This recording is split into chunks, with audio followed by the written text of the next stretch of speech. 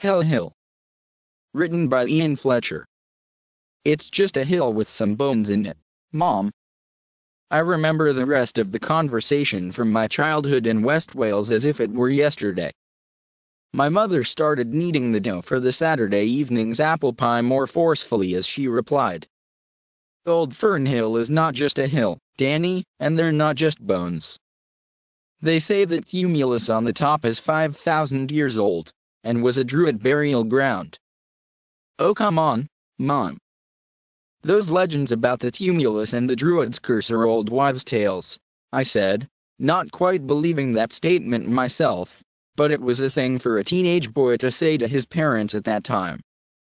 Well, all I know is that in your great-grandmother's day some boys went camping there overnight and were never seen again. She almost sung those words with her lilting Welsh accent. Where's the proof? That's just hearsay passed down the generations.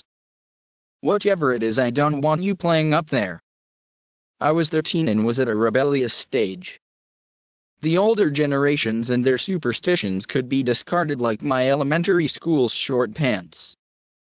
Hence, that very afternoon found me with my classmates Rick and Ted, sitting at the base of the grass-covered tumulus on the top of Old Fern Hill. Not old enough to purchase alcohol, we had to content ourselves with bottles of Coca-Cola. Ted had also managed to get us a pack of cigarettes from his older brother. We looked down over the fields that led back to the terraced house estate where we lived, like lords surveying their domain. Our cigarettes made us feel tough and grown up. Well, I'm off to find a place to pee, I said. After an hour the Coca-Cola had gone to my bladder. Going the ferns at the bottom of the hill. No one will see you there, said Ted. That's what I did when I was last here with the boys, he made a point of adding, to show that he had braved Old Fern Hill before. I had a sudden urge to assert my own courage in front of my fellow lords of the land. I think I'll go behind the tumulus. Nobody will see me from that side of the hill. Nobody maybe, but watch out for the ghosts, said Rick. He was making a joke of it, but I could feel the respect in his eyes as I strode off. Local legends still meant something in those days. The other side of the tumulus was in shadow and looked over a couple of fields which ended at the periphery of the ancient woods. This landscape must have been similar thousands of years ago, I thought to myself. I imagined the old Fern Hill in prehistoric times emerging from the forest that would have then surrounded it like a green sea. My imagination conjured up druids walking up to the top to perform their ceremonies. And the tumulus itself? Who or what lay buried beneath? I'm just watering the turf like the falling rain, I muttered as I did my sacrilegious act. Suddenly I became a frightened boy again and rushed back. Got another ciggy, Ted? I asked, trying not to sound like I needed one. I struck a match and then without warning a wind swept across the hill from the woodside and blew it out. It was a chill wind quite out of character for the warm late August afternoon.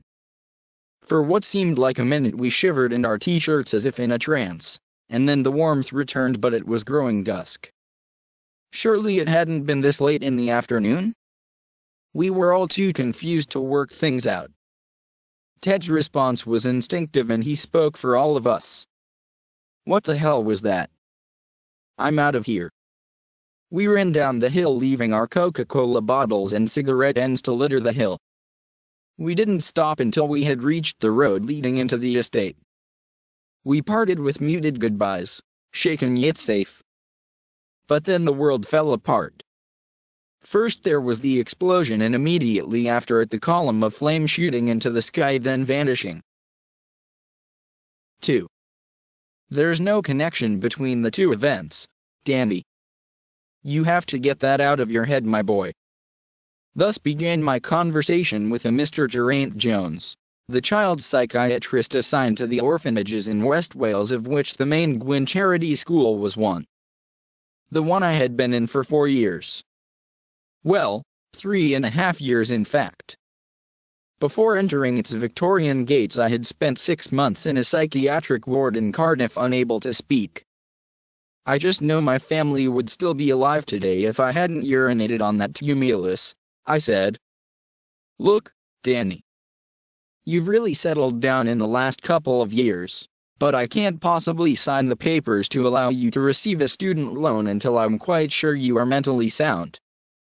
I'm quite mentally sound, sir. That place is haunted. It's evil, and whatever lies within the tumulus was disturbed that afternoon and killed my family. That gas main on the street had been leaking for months. The investigation found, and when your mother lit the oven to bake the apple pie, the pipeline exploded. It was going to happen sooner or later. Well, how do you explain what happened to Ted and Rick? What do I need to explain? Ted died of the heroin overdose when he was 15, and Rick died last year after contracting leukemia soon after that terrible day. Those are unrelated coincidences too. Danny, I like you and I want to help you. You are a clever boy who has applied himself to his studies in the face of a tragedy. I know you want to help me, Mr. Jones. And I know you want to study history at Cardiff University, so as a historian surely you are interested in facts and real causes and effects, not superstitious interpretations of events. Mr. Jones' rationalism irritated me. My study of history had revealed that many events have not been explained, and that conventional history describes the mere surface of things. There are depths below. I had also taken time to learn Welsh as a subject at the orphanage so I could delve into the little researched local history of my area. I looked into the parish records, Mr. Jones. Did you know that Old Fernhill is a name the Welsh landowners used to attract English tenants in the area in the 17th century? No, but so what? They changed the Welsh Uffern to Old Fern, which sounds similar but is pastoral and homely. Uffern means hell in Welsh, so since time immemorial that hill had been known to the locals as Hell Hill. It's just part of the old tumulus superstition, that's all. Look, Danny, you really have to convince me you are over this thing. I have a suggestion. 3. It was a 40-minute drive in Mr. Jones' car from the orphanage to the road at the base of the hill, and a 10-minute walk across the fields up to the tumulus. So here I was again in late August, just below the tumulus at the top of Old Fern Hill. Mr. Jones had promised that he would classify me mentally sound if I accompanied him back to the hill without breaking down. This was the test that would determine my future.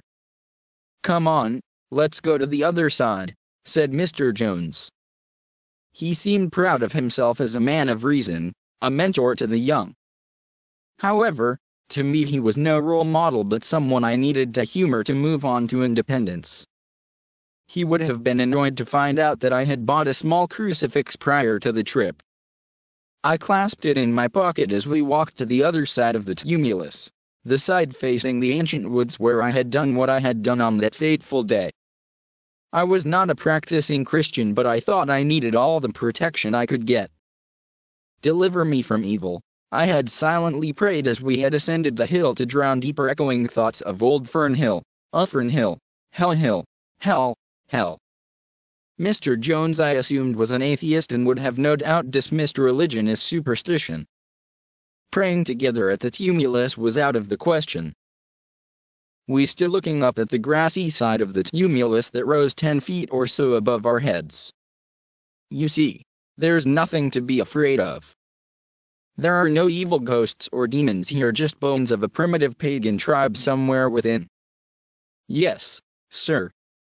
You're right, I said, but my pale face revealed my fear. Mr. Jones felt he needed to prove his point, and I sensed his manhood, just as I had done years before. He suddenly strode up the side of the tumulus and stood at the top. He proceeded to conduct a mock exorcism. In the name of the Father, and of the Son, and of the Holy Ghost, I consign thee to eternal darkness, all evil spirits herein. He jogged down the side and patted me on the back. Job done. Okay.